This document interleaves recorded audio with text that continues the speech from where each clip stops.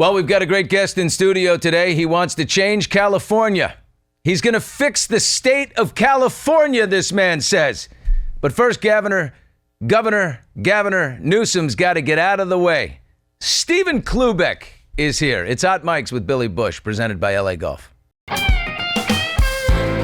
Mics with Billy Bush. Great time. You know it.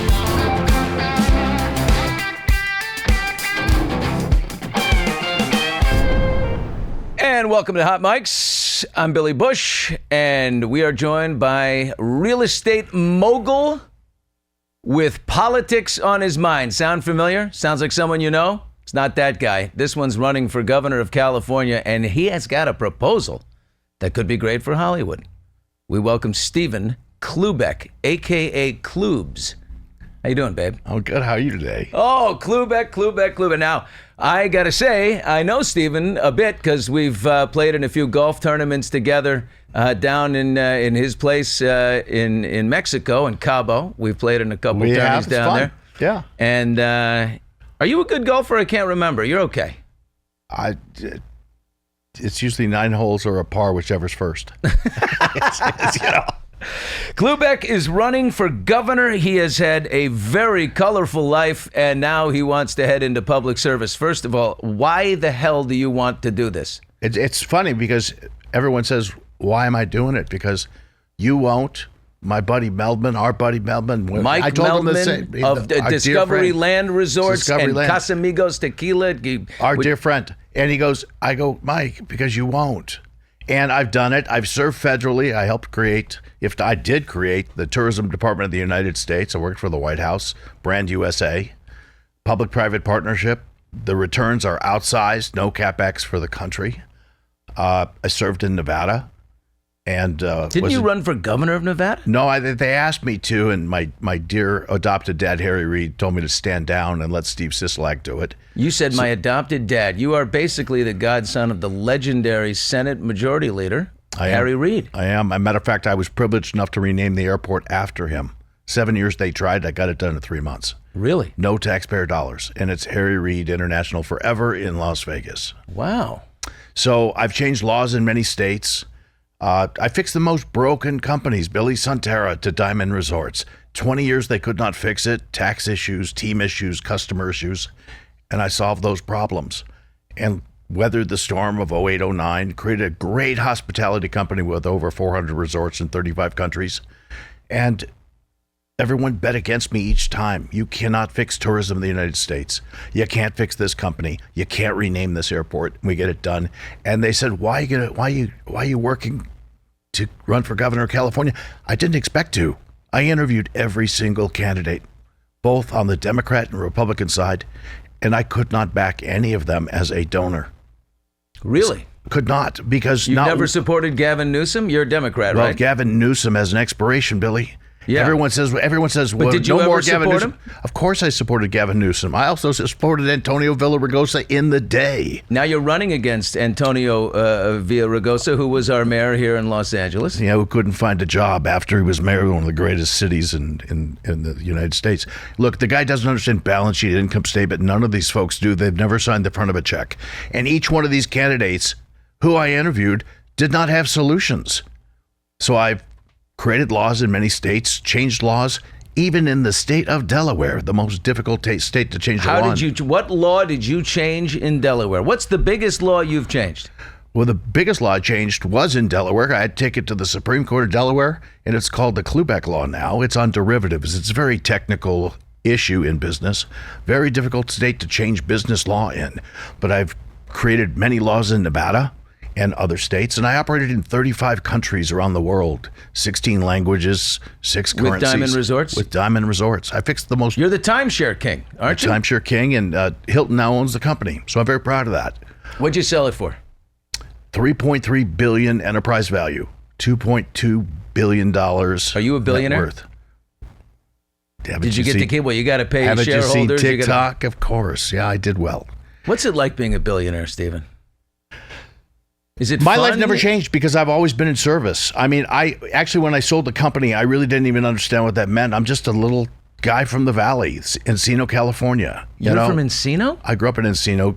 I went to kindergarten in Woodland Hills. I grew up in Encino. I went to public and private schools, Lanai Road and Meadow Oaks, and then Harvard School for Boys. Where was your where was your home? What when you lived in Encino? I lived between Havenhurst and Haskell. Right down there, right? You know what? Mike's Pizza, man. Yeah. Tony Roma's. And I used to, run to the gym all the time and Encino Health Club, and then worked out at Mid-Valley Athletic Club. But I thought I was going to be a surgeon, Billy. I have a degree in biopsychology, neurobiopsychology, and I worked at Cedars-Sinai Medical Center for 4 years. I thought I was going to be a heart surgeon, and that was my dream. I graduated Brandeis University after going to USC 1 year, and decided I didn't want to go to school anymore. And then fortunately had these great mentors in my life. I met Mike Milken when I was 13. He gave me my business degree. I finally got a diploma a week and a half ago from Mike. Really? From Mike the Milken? Mike Milken University, I got a diploma, my MBA. So did you stumble into real estate? Was it accidental? Stumbled. I worked for a friend of my father after Brandeis. I went to Cal State Northridge in 1983, learned accounting that summer because Brandeis didn't teach it, and went to UCLA, audited a real estate law class at UCLA that summer, and then worked for a friend of my father in Irvine, California for 2.5 years, and then started my own shopping center development business at 24. Built my first shopping center in Burbank at Victory and Magnolia. The second and third shopping centers were in Bakersfield at Chester and Ming and 178 in Oswell. And I built shopping centers in my 20s in Southern California. But I grew up as a kid of a real estate sales developer. My father, Stephen S. Weiss Temple, Camp Alanim.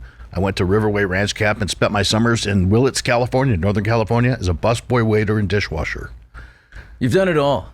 It's fun. And, politics and policy is funny because I was on speech and debate at Harvard School for Boys. Well, that's going to serve you well when you get speeching and debating against... I'm happy to debate each one of the candidates tonight. I'm prepared. I've done my homework. I've done my due diligence. And like I said, this was unintended. And I need a job, Billy. I don't have a job. You don't need a job. No, I do need a job because I need to be busy, and I love doing this. I've never had so much fun because all of the folks within California are my new customers, 39 million customers. They're not voters, they're customers that need equal or greater value. California's not open for business. We know that. As I came back home to live my dream, to build a home in Beverly Hills was always my dream. I came from, after living in Nevada 29 years, and people are like, why are you coming back to California? We're all leaving. We're going to Florida. We're going to Nashville. We're going to Vegas, where you came from. This is where we want to go. Taxes are too high. We can't do business. Right. People are taking off everywhere. They're going to Texas. They're going to Nashville, Tennessee. They're going to, all businesses are picking up and taking off. And as you know, we're going to talk about the entertainment industry, but Hollywood has left Hollywood. It's in the UK. It's in Georgia. It is. And I've talked to all my dear friends. And so I started to do due diligence in the state, and I talked to over 300 people. And when I found the head of the farm workers and the CEO of Chevron told me the same thing, which was no one was listening to its best customers of California. Our leadership was not listening to the best customers of California, which is the antithesis of what I do. I deliver value to people. So I wanted to figure out where the problems were. No different than doing due diligence in a company. We are talking to a successful real estate billionaire who would like to be the next governor of California. Stephen Cloobeck is with us. This is, look, Stephen, this is an ugly business in politics. Should we get the craziness out of the way? You've got some things that you've had to go through in life, the high-profile stuff, a big Vanity Fair article. As a matter of fact, I had that Vanity Fair written about me. You had that article written? Yeah, you don't know that I'm built with a little crazy in me. Yes. I went on offense because I don't get extorted, and no one under my watch ever gets extorted. You pulled Dave Letterman. You don't extort me. I come out first. I'm offense all the way, and California needs to be on offense. We don't resist. Okay, but it's 5 years ago. Let's get that out of the way because you're going to be running for governor of 100%. California. They're going to throw this stuff at you. Article written in Vanity Fair. It's about you and you're dating a woman, Stephanie Gerzansky, right? Yeah, and sure. Yeah. She's an OnlyFans which she told star. me. And you know, Did you know she was an OnlyFans star when you started dating her? Yeah, and you know what? I'm so silly and naive at the time because I'd just been divorced. And she says, well, all celebrities are doing that, and I'm this celebrity, and I've got the cover of Elle magazine. Had you seen her work? Did you see the nudes? No, Did you see all I know because she said it was for celebrity, and she's got the cover of Elle magazine. I didn't even know you could buy the cover of Elle magazine, which she bought. She bought it. Well, she's that rich. She bought the cover of Elle No, magazine. she had other guys pay for it. Oh yeah. Like I didn't know you could. I didn't know you could actually buy followers on Instagram and TikTok. I had no idea. I learned so much about social media, and you know what? God bless that experience, because I am now a guru at social media. Well, you better, because it all comes into play as you're running. But okay, so you dated from July in 2020. It was 5.5 months. About 5.5 months, and according to the lawsuits and the legal filings, you paid about $1.3 million in gifts and lavishing her. She's 26 at the time to your 58. I'm generous. What attracted you to a 26-year-old OnlyFans? Well, she actually came in with the premise that she wanted to have a long-standing relationship, and I didn't know she was. You didn't see someone coming for a sugar daddy? Sorry, pal. I didn't grow up that way. Come on, we need a smarter man for governor. What are you talking about? You know what? Guess what? I learned quickly. I had no idea this hot life in L.A. of all these young ladies that are trampling around and just looking for things. How did you meet her? She was introduced to me by a friend who said that she was looking for a long-term relationship. I didn't know she was dating like 3 other guys at the time, using my credit card. Had no clue. But you know, I got to tell you something. When you're married a long time, you grow up in a world of trust where people you expect to be honest and have integrity. This human being had no integrity. This person had nothing on their mind other than lining their pockets. And I just had never grown up that way. $1.3 million in gifts. Yeah. In 5 months. What did you buy? What'd you buy? You bought a fancy watch? I mean, if you fly with me on my jet for a while, it includes all those trips and stuff like that, right? So it's a little So we're adding in jet fuel. We're adding in a fancy watch. We're adding in a birthday party for by the way, $130,000. all those beautiful purses and Chanel and gifts. You know what? I got them all back. You did? I got them all back. But she countersued you, and she said things that there were. They were abusive, salacious and ridiculous and all made up stuff. I even got an apology letter from her. Oh yeah, go look online. What did she say? I'm sorry for saying these things about you. I can read it to you if you'd like. Sure. All right, Steve. You'll look up the apology. But I did get the apology letter. I didn't pay 1 penny to this person. Did you get the money back? The money back. They were gifts. I never gave her money. I got gifts. Oh, look, my producers already come in with the apology letter that she sent you. 100%. So, by the way, we're going to exhaust this topic. We're going to get this out there ahead of time. Because you want the clickbait. I know you want it. Well, you have to get this out there because, And I'm happy to. I'm so, when you... Because the larger voting populace does not know anything about it. Here it says, Dear Stephen, sorry for the emotional pain I caused you. I'm sorry for hurting your heart. I am sorry that I disappointed you and could not live up to who you thought I could be. Thank you. Thank you for pushing me to be a better me. Thank you. Because I've learned that material things don't bring happiness. Wait a minute. I hope you can find better than me. And I hope for you have happiness for the rest of your future. XO, large letter XO, Stephanie. So you were Here you go. You were an older fellow in love with this young, beautiful woman. How could you not be? Well, you could be in lust. You could be in many things. She's sexy, but I mean, she's 26, so she's a kid at this time, and she's young. How old's your oldest child? What's that? How old is your oldest? How old was my oldest child then? Yeah. My oldest child then was 20. 20, okay. So, and were they mad at you for, Dad, you can't date a 26-year-old girl? No, come on. Okay, so was that court ordered? Was that part of the settlement where you said, I want an apology letter, or did she offer that up voluntarily? I don't recall what it was, Billy, but I got all my stuff back. I got an apology letter. What did you learn? That Hollywood is a wicked place, and the world has changed a lot since I was a younger man dating people. You were like, I'm a divorced guy. Let's go. We want a nice. Why not? Why not? I got a hot girl. I'm not going to here. have children anymore. So you found her like she was posing nude and doing porn stuff. No, I had in no your idea. house? Well, that I found afterwards. I was tipped off. They said, "Are you aware there's stuff on the internet of her posing in your house in bikinis?" And I'm like, anything else? What are you like, talking about? Was there any like porn filmed in your house and things like that? Not that I know of. Not that I know of, but all of her content I now own. I own all her content that touched any of my assets. What do you do with that? You ever look at it? No, you're a perv. You're a perv. I'm not a perv. Yeah, you are. No, don't let the mustache fool you. It does. My girlfriend said you look pervy and old. I said thank you. Two things I'm going for. Okay, so that was a chapter. How old's your girlfriend? 48. Are you sure? Yeah. Okay. She's going to be mad at me. You look 38, sweetie. I did 30. You can't tell the real age, Billy.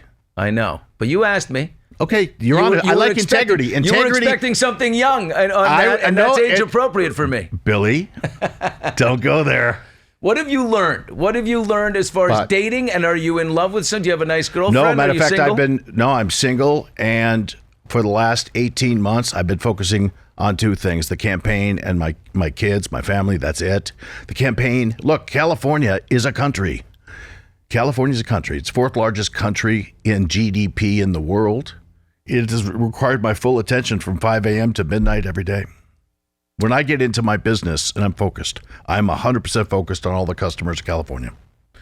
Stephen, you've calculated that people, we live in a different time. They'll forgive for something like this. You get it out there, you lean into it. You're not trying to hide anything. That's smart. But of course, it'll be fodder for you. That's good. As you rise in the polls. Clickbait for me. Great. I've got no issue with it because I'm a man of integrity. And you can talk about anything you want in my life. I am 100% open. What else have you overcome? Oh my God. I had to go through 0809, the big financial crisis of that. I had to go through 9/11, where there was no one at my resort in Las Vegas after 7 days. Financial issues, the unknowns in finance and fixing broken, taking care of people. I think one of the roughest days was we had a tsunami in Hawaii, a tornado in Branson, and a hurricane in St. Martin. 3 major incidents in one day. Yeah. Because I'm And what about California, the Los Angeles fires? This was a debacle. This was an absolute debacle where we have put leadership in charge. It's not the reason I'm running. A man you formerly supported there, Governor Newsom, got lambasted for his handling of the fires. He got lambasted for going to the French Laundry. I mean, yeah, that was a lot of the politicians have called me over the years to help them fix their problems because they're compromised and they don't have the experience, Billy. They haven't signed the front of a check. They don't understand their job is to roll up their sleeves and serve. That's the problem. Another reason I'm running is because a lot of these politicians that we have elected, we've all done it, we've elected them, okay? They think it's their money. It's not. It's our money. We have not elected people that are good stewards of capital, so we have to ask ourselves this question. Who do you want in charge of our checkbook of California? And your pitch for that is a businessman who's been very successful. And look, I mean, we elected Trump because we thought he was a great deal maker and businessman. I know him well. You know him, I know him. You and I both know him. Oh, I know Donald Trump all right. Oh, I know. We both do. Are you friends with him? Sure, I've sat across the table from him because my architect and his architect in Las Vegas but you're a Democrat, so you don't agree. You're probably opposed him in many... What Democrat... No, I don't agree with a lot of things he does. By the way, he was a Democrat. Sure, I understand. I've always been a Democrat. I have to be a very conservative Democrat that believes in, balance sheet income statement, knowing how to sign the front of a check, making payroll when you don't have it, and I believe in not stealing. Not stealing. We don't steal Eighth Commandment. $950 too much. Why is California basically bankrupt? Like, why is it so run so poorly when it's got the most beautiful natural resources, the best of the best. coastline? I mean, this is a state that should be flush, but we can't seem to balance a budget. We seem to run tremendous amounts of debt, and our taxes are through the roof. There are ways to fix this. We've got exports in this state, as I ran tourism in the United States. Tourism is an export. And we'll get to Hollywood. Hollywood is an export, Billy. Agriculture is an export. Innovation, manufacturing is an export. Education was, it should be again, an export of our great state. So we have all these great exports, and we're not crowing about them, and we need performance and results. And unfortunately, the Democrat leadership has gone so far to the left, they're at the end of the cul-de-sac. I grew up in a cul-de-sac. Now they're going to socialism. Well, I mean, you see what's going on in New York. But I think we got to stand up, because when you get to the end of the cul-de-sac, you got to turn around. So when you go so far left, you got to turn around. You got to go right. Right means center. So it's a little bit right, which is right. I agree with one. I agree that America operates best in the center. And look, center left, center right. Honestly, for me, I don't care. I'm going to look at the person at that point. I'll vote for a Democrat. I'll vote for a Republican. I voted for Bush. Which one? Both? Second. Yeah. You didn't vote for the first one? Not going to vote for Gore. I knew the guy. No, I mean first Bush, back in George H.W. Bush, 41. I'm a Clinton guy. But look, I loved McCain. You're friends with Bill Clinton? Friends. Very dear friends. Very dear friends. As a matter of fact, he endorsed my book, Hard Truths. Who is a more ethical golfer, Clinton or Trump?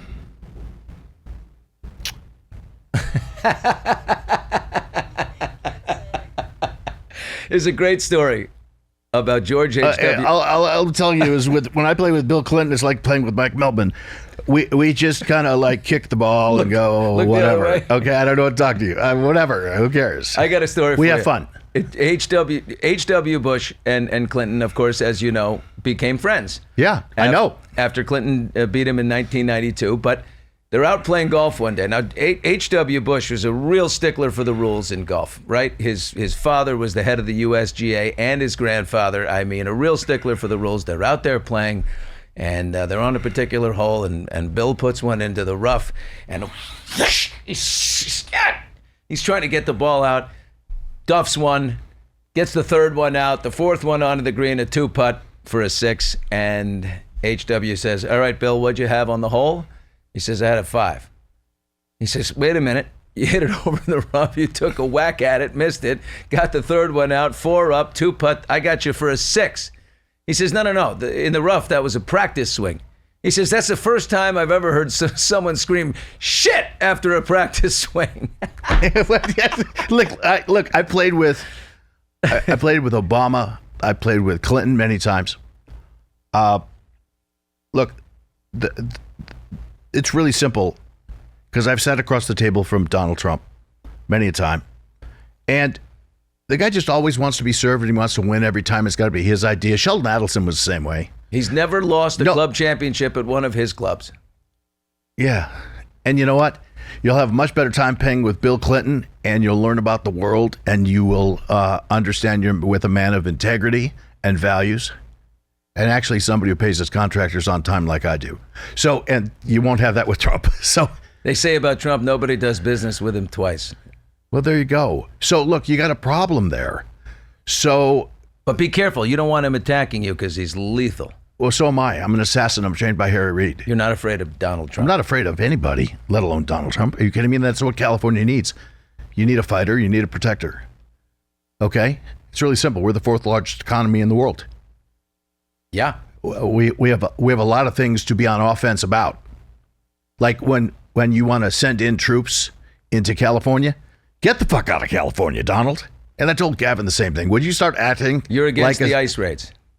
No, everyone wants the criminals out of our homes, our schools, and our businesses. There's a way in which you do it. I've worked with CBP and DHS. These officers are unprotected. They don't like it, and I've talked to the CBP officers. They're just doing their job, but they're at risk every day. We need sane and humane immigration. Sane and humane immigration. Yeah. Look at the... You want to talk about Hollywood? Yeah, let's talk about Hollywood. I do, because, Newsom has a plan. He wants to increase the amount of tax incentives that we can provide here in From California. $330 million to $750 million? Yeah, you're saying that's not enough. Not even close. How about $2 billion? Let's just start there. So and how we do can pay go for higher because I actually texted Governor Newsom and President Trump on a text, and they both got it. And I said, gentlemen. Wait, the three of you were on a text, Newsom, Trump, Cloobeck, all three on a text. 100%. You connected the two of them. 100%. While he was president, Trump? 100%. Yes. He this loves is over to the text. last few weeks. Listen, guys.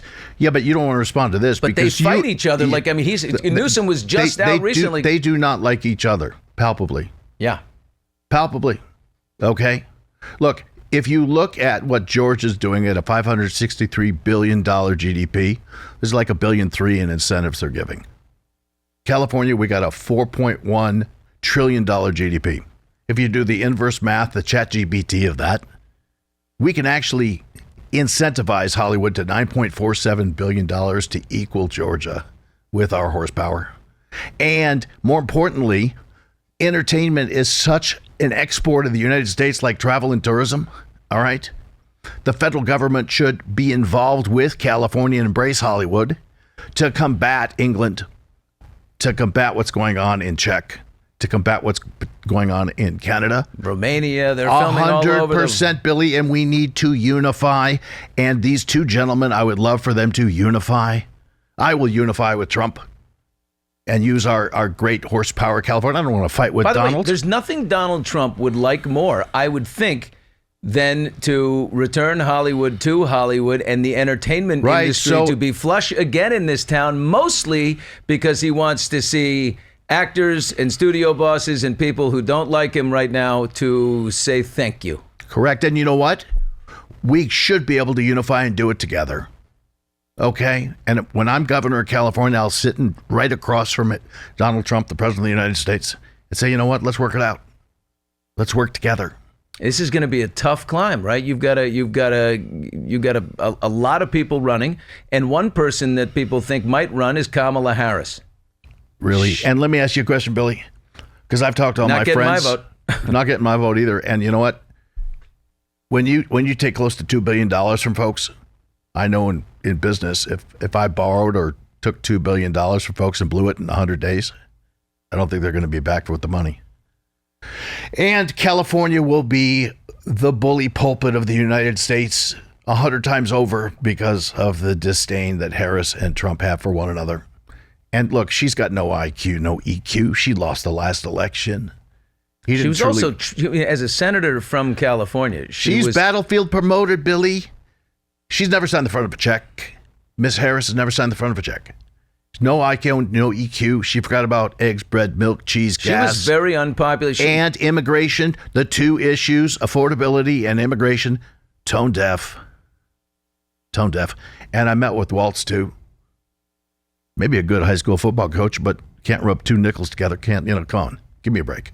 And you're going to put him in charge of a balance sheet? You need somebody in charge of the fourth largest economy that's got balance sheet experience that can fix broken.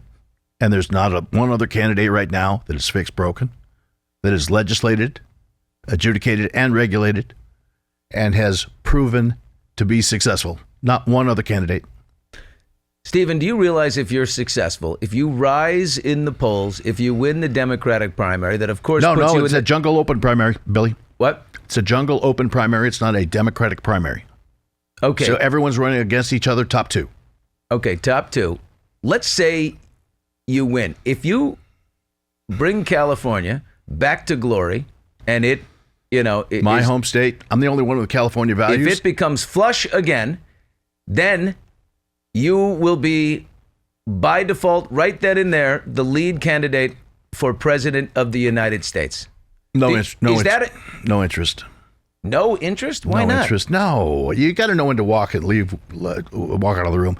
No, I did not intend to do this, but for the love of my state and my children's future in this state and everyone else's children and all the great customers of California, the time is right to do this now. Okay? And I did not intend to do this, and we'll take care of this job first. We keep our head down and show results, performance and results. We're going to have a Department of Performance and Results, Billy. The California Department of Performance and Results. You know what that's called? CPR. Haha. Cardiopulmonary resuscitation? Yeah, which I'm trained to do also. So, of course you are. I was going to be a heart surgeon. Yeah. So what else? Now look, it's going to get ugly in there. Politics are ugly. Great, bring it on. I love it. Is there anything else that you, from your past, that you'd like to share right now so it's out there? What else have you done? Have you done anything else that people would say is shameful or is bad? Is bad. Is naughty? Being generous, being the most generous undercover boss and all the philanthropy I've done. Oh, there's that. Undercover. Were you the first episode of Undercover Boss that CBS did? Season 3, show 1. I was on multiple times. No one else had been on multiple times. But look it up. The most generous undercover boss. How the hell did that come about? So I was approached and I said, I'm not doing this. They're going to kill my brand. And then the folks at CBS met with me and they said, we don't kill brands, we make brands. And so it was a positive experience. Well, the first day I quit and they fired me. Oh. No, true story. Eli Holtzman was over at, he's running Sony now. And he and his team had to fly in and walk me off the ledge, and they had to convince me that they weren't going to hurt my brand because I thought they were going to hurt my brand. It was a tough first day of shooting. But your and brand it's all did very real. well. It's all real. It's totally unscripted, this show. It's totally unscripted. $3.3 billion you sold Diamond Resorts for, so it didn't kill your brand, did it? Did it help? It was great. So much so we did it again.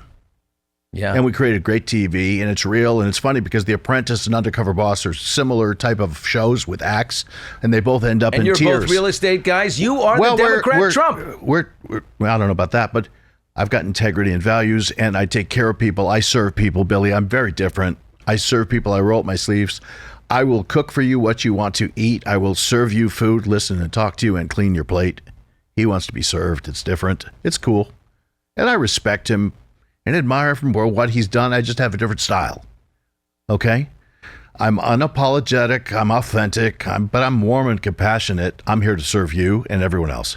And I like doing it. I'll sit in the back of a theater and let everyone else get a trophy. And I'll sit and clap for my team and create great leaders. It's not about me. It's about everyone else. I want everyone to do well and aspire to the great things that I got to aspire to in California. This is where I'm created. This is my life, my passion. I chose to come back here. Who's a politician, a leader that you admire? You know, I go back to the George Mitchell days being involved, 39 years, and I've seen a lot of greats. Lieberman, John Breaux, Chris Dodd, of course, Harry Reid. He taught me. Yeah. He taught me to be an assassin with a little bit of riz. Because he was a little flat on TV, but he was an assassin. He taught me. Bill Clinton, the best of the best of the best. Will Bill Clinton endorse you? Well, he endorsed my book. Endorsed your book? Will he endorse your candidacy? I haven't even asked for endorsements yet from folks because, we're just getting ready. But we'll find out, right? You've written a book here. Stephen Facing Hard Cloobeck, Truths. Facing Hard Truths, right here. Looks like a man in charge right there, sleeves rolled up.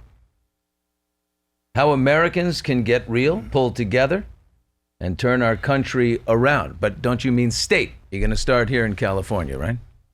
That's right, but you said two things. You said you didn't want to run for president of the United States, but you have to understand, being president of the fourth largest country of the world's pretty cool, which is called governor of California. And it's funny, people go after Gavin Newsom all the time. And he said to me, why are people beating me up all the time? I have an expiration date, he said. I said, you know what? Oh, no, he doesn't. Governor, yes, he does, because he wants to run for president. No, Billy, hear me out. Yeah, this is funny. He's termed out. He cannot run for governor again. Right. So he said he has an expiration being governor of California. And I said, Governor, it's funny. Your expiration's my birth date. Will he support you as you have supported him? We'll find out. We're going to find out over the next few months when we get these debates going. Is that an endorsement you think that would be helpful? Is he popular right now, do you think? Look, a lot of people have beef over the LA fires. A lot of people do have. Look, they have a beef, but he has a lot of supporters, Billy. He made a good pivot when the heat was on and he was getting crushed for his handling of that situation. And by the way, and what led to it, Governor Newsom launched his podcast and welcomed people like Charlie Kirk. He changed the conversation, a Trump move. Keep moving, change the topic, keep going. Effective. Look, Governor Newsom is a great man. He truly is. He's a great looking man, I will say. That's one of the best looking politicians I've ever seen. Have you seen his hair lately? It's good. I knew he's going to kill me for saying this. Is it thinning? It's not thinning. He's got a great lock of hair on his head. He does. But it's getting white, huh? Yeah, sure. Wait till you're president of the United States. If he's going to run for that, it'll come out. Obama went in looking fresh and came out looking like Ed Bradley. Every single president, yeah. But you know what? I'm going to chalk this up to this. You know what Governor Newsom did? He came to the field. When we had these fires in Los Angeles, he was in the field. Okay? And when he's in the field, he's good. And if he's more unscripted, he'd be better. He's scripted too much. He's got too many Gavinisms. He's too scripted. The most unscripted politician I've ever seen is Donald Trump. And what do you admire about Trump? Are there some things that you could break out and say? What we do have in common is we both got brass balls. He does have those. He's got brass balls. I got brass balls. They're sitting on my desk. My dad gave them to me. I've got brass balls. He's got brass balls. I admire that. I just don't like the way he demeans or insults. Yeah. I'd rather do it behind closed doors and have rough conversations or difficult conversations. Do you think he struggles with the truth? I think he's trained by Roy Cohn. Listen to Roy Cohn. And I've studied Roy Cohn, and the guy was the master of lie, deny, lie, deny, lie, deny. I don't lie. I don't deny. I live in integrity. So it is what it is. And it may be silly sometimes, but it is what it is. We got to bring humor back. Humor's important. And we just got to tell it like it is. Facts are facts. Fantasy's fantasy. And what I don't like about what Donald Trump is doing right now is he's forgotten about our best customers, the buyers of our bonds. He almost seized our bond markets. Okay? And our best buyers of bonds are China and Japan. You don't upset your best customers. We had the same problem on the other side in California with Gavin and not talking to his best customers. So I want to bring that back. And for President Trump not to understand customers is a little bizarro for me, because I'm all about listening to the customer and delivering equal or greater value, something my dad taught me, which I've always lived my life doing in consumer service. But he really wasn't an operator. Donald really hasn't been an operator of businesses. He's been more of a branding guy, and he understands luxury. But what about mid-market? What does he know about mid-market? And I think that's where the rubber meets the road. Rising up that middle class today, okay, and really taking care and listening and giving equal or greater value. That's what we're missing today, taking care of our customers. So you tell the people of California, you are a businessman, you are coming in, you're going to fix the balance sheet. Is that number one on your agenda? Because people like a simple platform. It's 100% California will be affordable, livable, and workable. Period. You will get equal or greater value to your tax dollars. And I want to hear from you two things. Number one, what is impeding you from doing good business in California? Taxes. Whatever it may be, to each and every customer of California. Because we have too many regulations in California, over 380,000. What should state taxes be here? They're very high, highest in the nation. Lower than they are, because that's why the Department of Performance and Results is going to be important. We brought on 45,000 government employees over the last 10 years. It's crazy. I also want to know the following. We have unanswered questions of accountability. Democrats do a terrible job with accountability. Where is the $30 billion of EDD, which is workers' comp COVID money that was given out, the fraud that was created? And where's the $20 billion of homelessness? I'm going to take that $45 to $50 billion, and I will give away 10% of the money that we get back to each and every person that shows me where the money is for us. Our money. We can pay for that. The money's all there. We're going to find the money. We're going to get it back. It's owed to us. It's fraud. Okay? And you have the same thing in Los Angeles with over $2 billion of homeless, fraud, lack of accounting. Oh. How can you have leaders that delete texts or not know where the money is? And what about more police in Los Angeles? You mentioned, Encino is where you were born and raised in Encino. That's as a kid. And that, we've had home invasions. There was a murder two nights ago. It was a double homicide. Do you aware of that? Yes. Yes, am I Unfortunately, aware. are you unfortunate? I live in the area. But there's been break-ins all over the valley. There's been, you live in Beverly Hills. You said you always wanted to live in Beverly Hills. It's a lot different now than, Everything is different because we've got leaders that don't understand that we need to enforce the law, and we need leaders that are not thinking they're above the law. Okay? But we have to do 3 things that have not been done. We need to execute, we need to be accountable, and we need enforcement. We need those that have signed the front of a check that can do those things that are proven. I think that's a powerful statement. Hard Truths is his podcast. Stephen Cloobeck, his book is Facing Hard Truths. I'm on iHeartRadio. iHeartRadio with Ryan Seacrest and Stephen Cloobeck. I love it. Well, good luck. Thank you, Billy. To be able to call you Governor Cloobeck one day, I'll say, I know the governor. Make sure I get your cell phone number before we leave. You will have my cell phone because everyone will. Oh, wow, really? Absolutely. I put my business card at every front desk worldwide, live cell, live email. Everyone will have the same. Oh, my God. All right. Stephen Cloobeck is running for governor of California. Okay? He's going to fix it. That's what he said. And he said it right here on Hot Mics. So, Stephen, I thank you. I got to tell you right now, I know your golf game is fairly lousy, so we're sponsored by LA Golf, the most technologically advanced golf gear on the market. You, my friend, can put your swing speed into a little algorithm, and the next thing you know, Bryson DeChambeau and the great guys at LA Golf are going to give you a driver that puts this thing in the fairway. It's the best technology on the market right now. LA Golf sponsors Hot Mics, and we're grateful for that. Thank you, Stephen, so Billy, much. You want my golf game to be crappy. You want me to be a great governor. Well, because I want to, and I want to take some of that money you got. I know you still got lots and lots of beautiful money. Stephen Cloobeck, thank you very much. Thanks, Billy. Appreciate it. That's it for us. Thank you, folks, for this episode of Hot Mics. See you next time. Bye-bye.